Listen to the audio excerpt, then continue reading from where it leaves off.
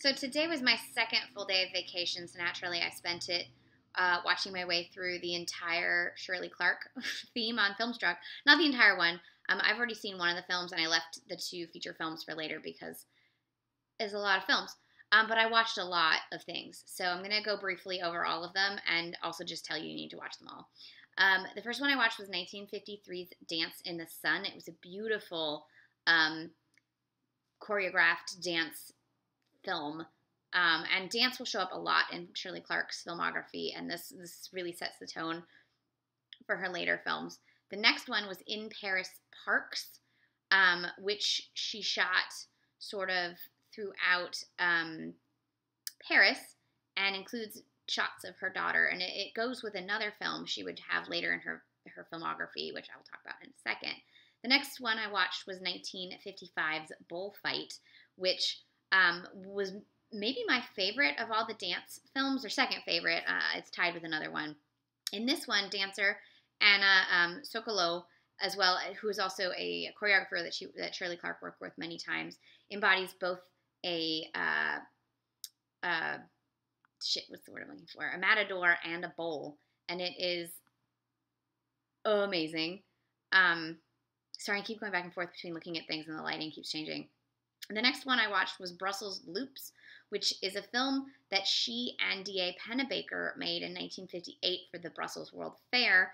It's an hour-long silent film. There's no soundtrack of various parts of America. It goes from grocery stores to the desert to cityscapes to countryscapes to pretty much anything you could imagine in America pretty much is looped in this Paris Loops. And this includes all the different shorts that were, and they all say who shot what, as well as, and there were a couple other filmmakers that worked on it along with Clarke and Pennebaker, but they were the two main filmmakers. And it says who did what, and then there's some outtakes and some like unprocessed raw versions. The next one I watched was my second favorite and or tied for favorite dance sequences, and this is 1957's Moment in Love. It reminded me a lot of Wim Wenders' Pina, and I feel like the choreography and dance here must have been a huge influence on, or at least possibly an influence on Pina Bausch, because it's very similar to the kind of raw nature of her dances, and it was just so beautiful and wonderful and mixed dance with nature in a way that I truly, truly dig, and also uses sort of double exposures and other things to mix the raw emotions of these two lovers and the raw beauty of nature.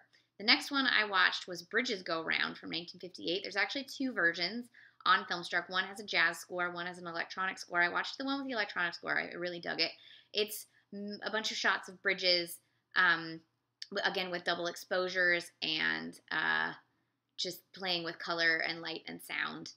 The next film was 1958's Skyscraper, or 1960 Skyscraper, I think it's 1960, which was an Oscar-nominated short documentary that she described as a musical comedy about the making of a skyscraper. It has these wonderful varying narrators that are supposedly several of the workers. They're supposed to embody the workers, and they show from top to bottom, from steelworker to the janitor who's putting the final touches, everything that goes into the making of a skyscraper.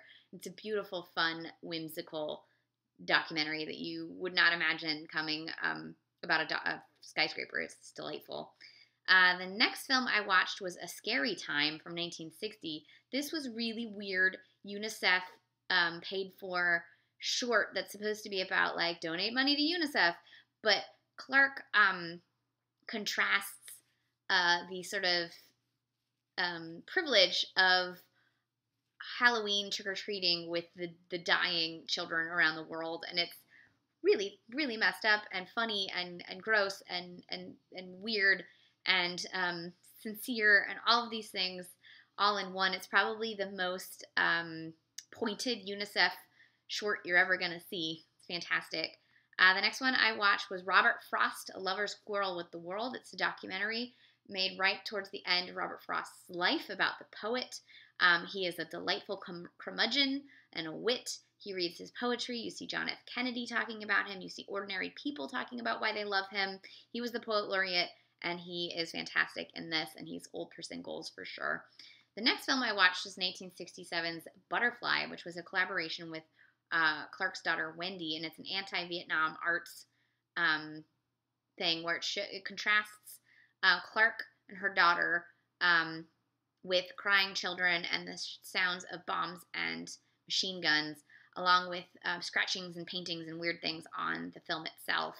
And there's actually a 22-minute documentary on Filmstruck as a special feature talking with Wendy Clarke about her mother's films and particularly about this film. I thought it was beautiful. The next one was 24 Frames Per Second, which was a commissioned piece for LACMA about an exhibit they had with Persian art. It's very strange and very experimental and quite gorgeous. The next 4 films were these strange dance things that I don't really know the whole story behind this, but they were called 4 Journeys into Mystic Time. And the original negatives are lost, so the restorations were done by 16mm prints. First one's called Initiation. The next one is called Mysterium. The third one is called 1, 2, 3, and the last one is called Trans. They're basically filmed dance numbers. My favorite was 1, 2, 3. It's this very strange mixture of pop art and dance and almost blue screen technology that I quite enjoyed.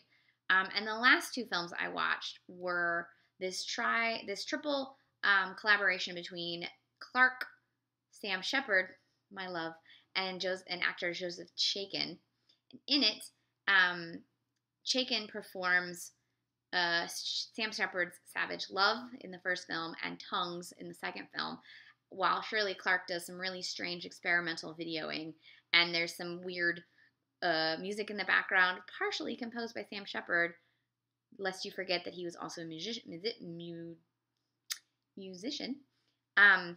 I think it's probably the strangest adaptation of Shepard's work, but I quite loved it. And it's fantastic and a fitting tribute to one of America's great artists. And really, 2 of America's great artists, because I love Shirley Clarke. I don't know about Joseph Chaikin. I don't know who he is, so sorry. The last couple of films on here that I haven't watched, but I will, is Ornette Made in America and The Connection. I need to watch those 2. This theme also includes Portrait of Jason, which I have already seen, but you should definitely watch because it looks fantastic. I mean, it looks fantastic. It is fantastic. I've seen it. And the last one is another short called Christopher and Me that was actually directed by Richard Leacock, but a lot of the work on the editing, I believe, was done by Shirley Clarke, but I was running out of time, so I skipped that one, but I'll come back to it, and I wanted to really just talk about the work that was mostly Clarke's at this point. So I recommend this entire theme. It's up through March, so you have several more months to catch it, but don't wait until it's too late, because I do that a lot, and I purposely watched all these films today so that I wouldn't run out of time to watch them, / I could convince other people to watch them and they would actually have time for once instead of scrambling the next day because they were about to expire. So this is Shirley Clarke.